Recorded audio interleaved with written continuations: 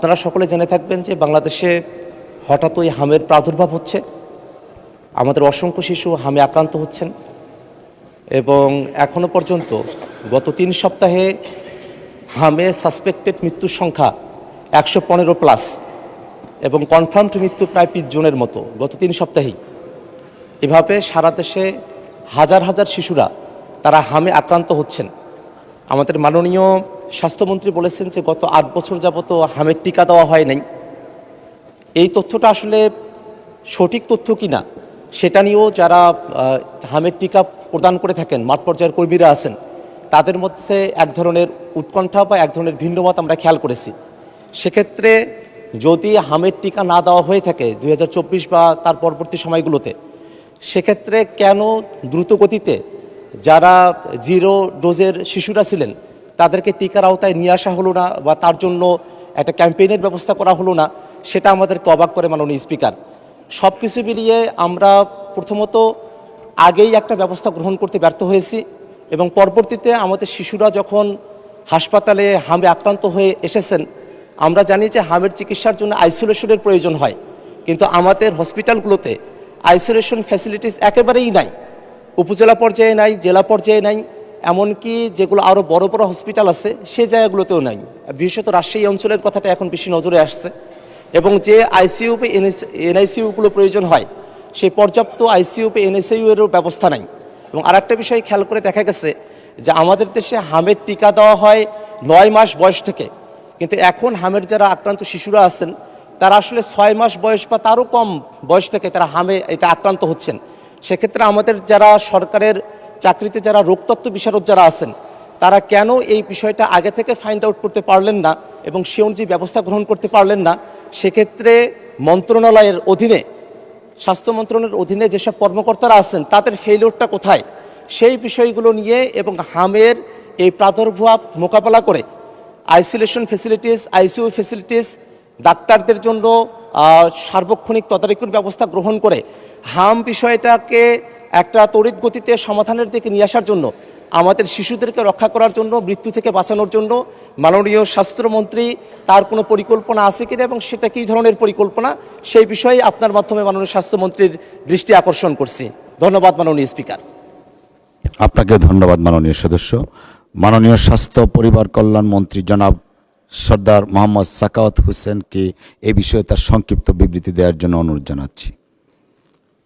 মাননীয় স্পিকার, আপনাকে ধন্যবাদ। মাননীয় সংসদ সদস্যকে এই গুরুত্বপূর্ণ বিষয়টিতে নোটিশ প্রদানের জন্য আমি ধন্যবাদ জানাচ্ছি।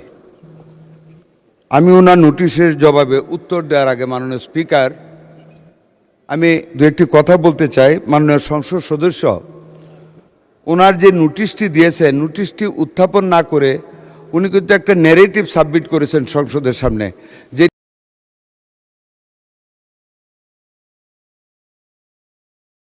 এটার জন্য আমার কাছে পর্যাপ্ত উত্তর রয়েছে, যে উত্তরে উনি সন্তুষ্ট হবেন।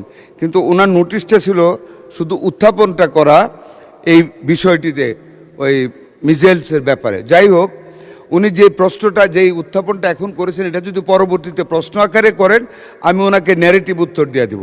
বর্তমান যে নোটিশটি আমি হাতে পেয়েছি তার উত্তরে মাননীয় স্পিকার আমি জানাচ্ছি, বর্তমানে দেশে বিভিন্ন দুর্গম ও জনবহুল অঞ্চলে হামের প্রকোপ উদ্বেগজনকভাবে বৃদ্ধি পাওয়ায় টিকাদান বঞ্চিত শিশুরা নিউমোনিয়া ও অন্ধত্ব সহ মারাত্মক প্রাণ ঝুঁকিতে রয়েছে। এইটা লিখে উনি নোটিশটা দিয়েছেন। মাননীয় স্পিকার, আমি উত্তরটা পড়ে শোনাচ্ছি। মাননীয় সদস্য উত্থাপিত গুরুত্বপূর্ণ বিষয়ের জন্য ওনাকে ধন্যবাদ। মাননীয় স্পিকার, অতীতের সরকারগুলির সম্পূর্ণ ভুল ব্যবস্থাপনা এবং ব্যর্থতার কারণে, সরকারগুলোর বলতে ফ্যাসিস্ট সরকার এবং জাস্ট ইমিডিয়েট পাস্ট যে গভর্নমেন্ট গিয়েছে ওদেরই মিন করতেছি মাননীয় স্পিকার, ভুল ব্যবস্থাপনা এবং ব্যর্থতার কারণে বর্তমানে হামের প্রাদুর্ভাব বৃদ্ধি পেয়েছে। দেশের সর্বশেষ হাম রুবেলার ক্যাম্পেইন 2020 সালের ডিসেম্বরে অনুষ্ঠিত হওয়ার পর দীর্ঘ 5.5 বছর যাবৎ কোনো ক্যাম্পেইন পরিচালিত হয়নি। মাননীয় স্পিকার, এখানে আপনাকে জানানোর জন্য বলতে চাই, প্রতি 4 বছর পর হাম রিবেলার এই ক্যাম্পেইনটি হওয়ার কথা ছিল প্রতি 4 বছর পর পর, মাননীয় স্পিকার। সেইটা গত 5.5 বছর যাবৎ হয় নাই, ফলে নিউবর্ন বেবি এবং লেফট আউট বেবিজের সংখ্যা অনেক বৃদ্ধি পেয়েছে, যারা এখন হামে আক্রান্ত হচ্ছে। এছাড়া টিকা ক্রয়, সংগ্রহ ও সরবরাহ ব্যবস্থাপনায় পূর্ববর্তী দুটো সরকারের অদূরদর্শী সিদ্ধান্ত ও দীর্ঘসূত্রিতার ফলে টিকার মজুতে মারাত্মক সংকট তৈরি হয়। এর পরিণতিতে দেশব্যাপী হামের টিকা সহ আরও 6 ধরনের গুরুত্বপূর্ণ টিকার অভাব দেখা দেয়, যার কারণে বহু শিশু নিয়মিত টিকাদান সেবা থেকে বঞ্চিত হয় এবং সংক্রামক রোগে আক্রান্ত হওয়ার উচ্চ ঝুঁকিতে পড়ে, যার ফলাফলে বর্তমান সংকট তৈরি হয়েছে। মাননীয় স্পিকার, নানা প্রতিকূলতা সত্ত্বেও মাননীয় প্রধানমন্ত্রী জনাব তারেক রহমানের গতিশীল নেতৃত্ব, বিচক্ষণতা এবং পরামর্শে আমরা টিকাদান কর্মসূচি জরুরি ভিত্তিতে এগিয়ে আনতে সক্ষম হয়েছি। আমরা গতকাল 5 এপ্রিল থেকে হামের টিকাদান কার্যক্রম শুরু করেছি। প্রথম ধাপে সারা বাংলাদেশের 18টি জেলা এবং 30টি ঝুঁকিপূর্ণ উপজেলায় জরুরি হাম রিবেলা টিকাদান কর্মসূচি শুরু করেছি, যার মধ্যে 5টি স্পটে আমি সহ আমার প্রতিমন্ত্রী সহ আমাদের কর্মকর্তাগণ আমরা সশরীরে হাজির থেকে আমরা সেই কার্যক্রম শুরু করেছি। এই কর্মসূচির আওতায় মাননীয় স্পিকার 6 মাস থেকে 5 বছরের কম বয়সী অর্থাৎ 59 মাস, 1 মাস কম 5 বছর সকল শিশুকে ক্রাশ প্রোগ্রাম হামের টিকা প্রদান করা হচ্ছে। প্রথম ধাপে 12 লক্ষ শিশুকে টিকার আওতায় আনার লক্ষ্য নির্ধারণ করা হয়েছে। মাননীয় স্পিকার, আমি অত্যন্ত আনন্দের সাথে বলতে চাই, আমাদের জন্য এটা একেবারে ফার্স্ট স্টার্ট। আমরা একটা ব্যর্থতা থেকে নিজেদেরকে নিয়োজিত করে মাননীয় প্রধানমন্ত্রীর অত্যন্ত বিচক্ষণ নেতৃত্বে টিকাদান কর্মসূচিটা শুরু করে আমাদের একটা সফলতা গতকাল হয়েছে। আমাদের লক্ষ্যমাত্রা ছিল গতকাল 30টি উপজেলায় ৭৬,০০০ শিশুকে আমরা টিকা দেব। আলহামদুলিল্লাহ মাননীয় স্পিকার, আমরা ৭৩,০০০ শিশু আমাদের এই আওতায় গতকাল টিকা গ্রহণ করেছে, যা ৯৬% অর্জন আমাদের মন্ত্রণালয়ের। আগামী 12 এপ্রিল হতে মাননীয় স্পিকার, ঢাকা উত্তর ও দক্ষিণ সিটি কর্পোরেশন, ময়মনসিংহ এবং বরিশাল সিটি কর্পোরেশন এবং আগামী 3 মে হতে সারা দেশে অবশিষ্ট সিটি কর্পোরেশন ও জেলাগুলিতে আমরা এই জরুরি টিকাদান কর্মসূচি বাস্তবায়ন করব ইনশাআল্লাহ। মাননীয় স্পিকার, টিকাদানের পাশাপাশি আমরা শুধু টিকাদান চালাচ্ছি না, এর পাশাপাশি হামে আক্রান্ত এবং ঝুঁকিতে থাকা শিশুদের ভিটামিন এ ক্যাপসুল খাওয়ানো হচ্ছে গতকাল থেকে। মাননীয় স্পিকার, জরুরি ভিত্তিতে দেশের প্রতিটি জেলায় 6 মাস থেকে 1 বছর পর্যন্ত বয়সী শিশুদের জন্য ভিটামিন এ ক্যাপসুল 1 লক্ষ ইউনিট অর্থাৎ 7,500 পিস এবং 1 বছর 5 বছরের 1 বছর এবং 5 বছরের কম বয়সী শিশুদের জন্য 2 লক্ষ ইউনিট 15,000 পিস করে ভিটামিন এ ক্যাপসুল জেলায় বিতরণ করা হচ্ছে, যা আক্রান্ত শিশুদের চিকিৎসায় এই সংকট মোকাবেলার জন্য অত্যন্ত কার্যকর ভূমিকা রাখবে। মাননীয় স্পিকার, ঝুঁকিপূর্ণ শিশুদের জন্য দেশের সকল সরকারি হাসপাতালে আইসোলেশন ওয়ার্ড, যেটা আপনি বলেছেন, আইসোলেশন ওয়ার্ডের ব্যবস্থা করা হয়েছে। আমাদের হাতে মাননীয় স্পিকার, এমন দোয়া করি না যে রুগী বাড়ুক, কিন্তু যতই বাড়ুক না কেন প্রত্যেকটি হাসপাতালে আইসোলেশন ওয়ার্ডের ব্যবস্থা করা হয়েছে। রাজশাহী হাসপাতালে আরও 250 আইসোলেশন বেড ব্যবস্থা করা হচ্ছে। আমাদের যদি কোনো রুগী আসে, দোয়া করেন যাতে না আসে, আমরা প্রস্তুত আছি। আইসিইউ ইউনিট প্রস্তুত আছে, আমাদের ভেন্টিলেটারও প্রস্তুত আছে।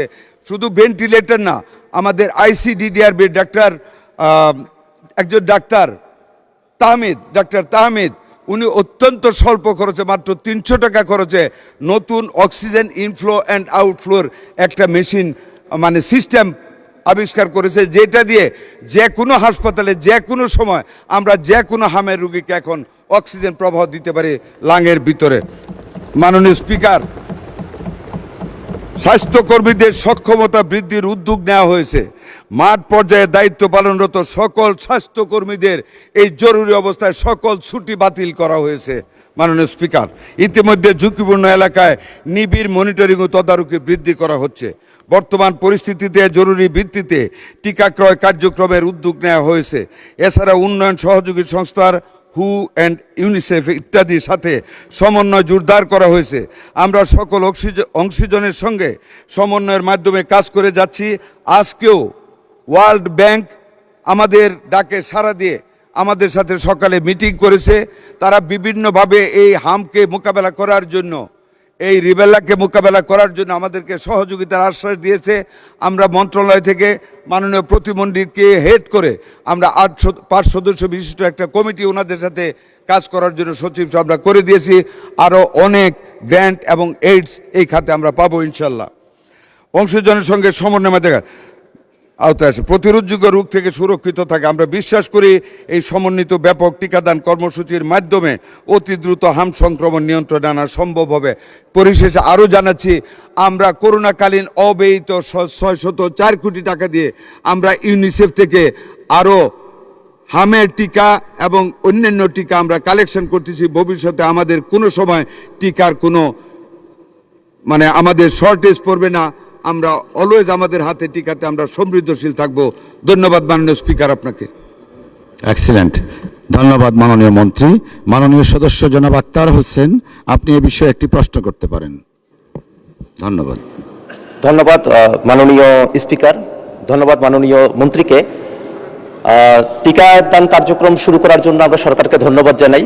পাশাপাশি একটা বিষয় একটু জানা রাখার প্রয়োজন যে মাননীয় মন্ত্রী যেভাবে আইসোলেশন ফেসিলিটিস বানানোর কথা বলছেন বা যেভাবে তিনি আইসিইউ এবং এনআইসিইউ এর কথা বলছেন, মাঠের পরিস্থিতি কিন্তু তেমনটা নয়। আমরা সোশ্যাল মিডিয়াতে এবং বিভিন্ন পত্র পত্রিকা মারফত আমরা জানতে পারছি যে অনেকেই হাসপাতালগুলোতে যাচ্ছেন, কিন্তু যাওয়ার পরে তারা আইসোলেশন ফেসিলিটিস পাচ্ছেন না এবং তারা আইসিইউ ফেসিলিটিসও তারা পাচ্ছেন না। এটা কি সরকারের তরফ থেকে বরাদ্দ করা হচ্ছে, কিন্তু হাসপাতালে যারা আছেন তাদের কোনো গাফিলতি বা হাসপাতাল ম্যানেজমেন্ট বা ব্যবস্থাপনা যেটা আছে তার ত্রুটির কারণে এটা হচ্ছে কিনা সে ব্যাপারে মন্ত্রণালয়ের তরফ থেকে মাননীয় মন্ত্রীকে উদ্যোগ গ্রহণ করার জন্য বলছি। আর একটা বিষয় উনি বলেছেন যে করোনার কালীন একটা বাজেট অতিরিক্ত ছিল, যেটা এখন নিয়ে এসে এখানে কাজে লাগানো হচ্ছে, তার জন্য আমরা ধন্যবাদ জানাই। এই বিষয়ে একটা প্রসঙ্গত বিষয় মনে করিয়ে দেওয়া প্রয়োজন। বাংলাদেশে স্বাস্থ্য খাতে যে পরিমাণে বাজেট বরাদ্দ করা হয় সেই পরিমাণে বাজেট কিন্তু ব্যয় করা হয় না। যেমনটা দেখা গেছে যে 2024-25 অর্থ বছরে স্বাস্থ্য খাতে বাজেট ছিল 41,407 কোটি টাকা, সেখানে সংশোধিত বাজেট হয়েছিল 29,782 কোটি টাকা, অর্থাৎ 11,000 কোটি টাকা কিন্তু অব্যবহৃত থেকে গেছে।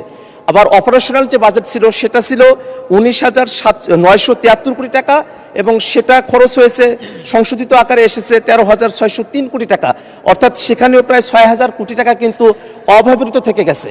আমাদের মোট বাজেটের মাত্র 5% স্বাস্থ্য খাতে বরাদ্দ করা হয়, জিডিপির যেটা 1%-রও কম, এবং আমাদের আসলে আউট অফ দ্য পকেট, পিপলের পকেট থেকেই প্রায় 70% স্বাস্থ্য খাতে তাদেরকে খরচ করতে হয়। সে ব্যাপারে সামনে বাজেটও আসছে, সেই বাজেটের সময়টাতে এই স্বাস্থ্য খাতে বাজেট বরাদ্দ করা হবে কিনা, এবং যে বাজেট বরাদ্দ করা হয় তার 25% যে অব্যবহৃত থেকে যায়, সেই 25% অব্যবহৃত না থেকে আরও বাজেট বৃদ্ধি করে স্বাস্থ্য খাতে আইসোলেশন ফেসিলিটিস, আইসিইউ ফেসিলিটিস এবং অন্যান্য যেসব যন্ত্রপাতিগুলো প্রয়োজন রয়েছে সেগুলোর মজুদের জন্য কোনো ব্যবস্থা গ্রহণ করা হবে কিনা আপনার মাধ্যমে মাননীয় স্বাস্থ্যমন্ত্রীর দৃষ্টি আকর্ষণ করছে মাননীয় স্পিকার। ধন্যবাদ মাননীয় সদস্য। মাননীয় স্বাস্থ্যমন্ত্রী। প্লেন্টি অফ কোয়েশ্চেন্স মাননীয় স্পিকার। নাম্বার 1 যেটা উনি বলেছেন মিডিয়াতে, এবং উনি যা জানেন, আমি যা বক্তব্য রেখেছি সরেজমিনে সেটা পাচ্ছেন না। মাননীয় সংসদ সদস্য, ভালো কাজ আদায় করতে হলে মানুষের উপর কিছু প্রেশার রাখা হয়। আমার মনে হয় মিডিয়া আমাদেরকে ওই প্রেশারটাই রাখছে। আমাদের একটা হসপিটাল আইসোলেশন ওয়ার্ডের কোনো ঘাটতি নেই। আপনাকে আমি অনুরোধ করব, আপনি আমার সাথে কালকে চলেন, কোনটায় দেখবেন প্রত্যেকখানে আমাদের ব্যবস্থা করে রাখা হয়েছে মিজেলস রোগের জন্য, এবং ভেন্টিলেটর আমাদের মন্ত্রণালয়ের রেডি আছে, যখন যেখানে প্রয়োজন আমরা ভেন্টিলেটরও দিয়ে যাচ্ছি। কাজে এই ব্যাপার আপনাকে আমি নিশ্চিত করতে পারি ইনশাল্লাহ আমাদের আইসোলেশন হবে। আপনি রাজশাহীতে খবর নেন, ওইখানেও আমরা গতকাল আলাপ করেছি, আমাদের সব কিছু রেডি আছে। 2 নম্বর যেটা বলেছেন আইসিইউর কথা, দেখেন আইসিইউ ইচ্ছা করলে এখনই করা যায় না। আইসিইউ আমাদের প্রত্যেকটা জায়গায় এই মিজেলস আসার পরে আমরা করেছি। এমনকি আপনাকে বলি 18 ঘন্টায় আইসিইউ ওয়ার্ড আমরা চালু করেছি ইনফেকশাস ডিজিজ সেন্টারে। যখন একটা রোগী মারা গেল মধ্যরাতে, সেখানে আমি, আমার সচিব, আমাদের ডিজি আমরা গিয়েছি। মাননীয় প্রধানমন্ত্রী তদারকি করেছেন, আমরা সেখানে গিয়েছি। মাননীয় প্রধানমন্ত্রী আমাকে বলেছেন, প্রথম আমি শুনি না, আই হার্ড ফ্রম হিম যে একজন রোগী মারা গেছে। কাজে ধন্যবাদ মাননীয় প্রধানমন্ত্রীকে ওনার বিচক্ষণতার জন্য। ওখানে গিয়েছি, ওই একটা আইসিইউ ইউনিট যেটা ক্লোজড ছিল, after the closure of the project of world bank, that ICU had been closed by World Health Organization. আমরা 18 ঘন্টার ভিতরে ওই আইসিইউ খুলেছি, আমরা অ্যাটাচমেন্টে ডাক্তার দিয়েছি, আমরা নার্স দিয়েছি, আয়া দিয়েছি, অ্যানেস্থেশিয়ার লুক দিয়েছি এবং পরিপূর্ণভাবে চালু করেছি। আপনি জানেন রাজশাহীর কথা, 11 দিনে 33টা বেবি মারা গিয়েছিল। আমরা খবর পাওয়ার পরের দিনের ভিতরে আমরা ভেন্টিলেটর দিয়েছি, আমাদের সচিব ডিজি সবাই গিয়েছে, আমরা সার্বক্ষণিক যোগাযোগ রেখে ওইটা আমরা মানে আইসিইউ ইউনিট খুলে আমরা একদম ফুললি ফার্নিশড করেছি। আমাদের রুগী এখন একটা আল্লাহর রহমত কোনো ক্যাজুয়ালিটিস নেই। আরেকটা যেটা বাজেটের কথা বলেছেন, এখনও তো আমরা বাজেট দেইনি মাননীয় সংসদ সদস্য। Wait and see what we give, what we spend. Inshallah, transparently, honestly, sincerely, whatever the budget shall be granted by our Honorable Prime Minister and this House, we must spend it on the real grounds of necessity of the health. ধন্যবাদ আপনাকে।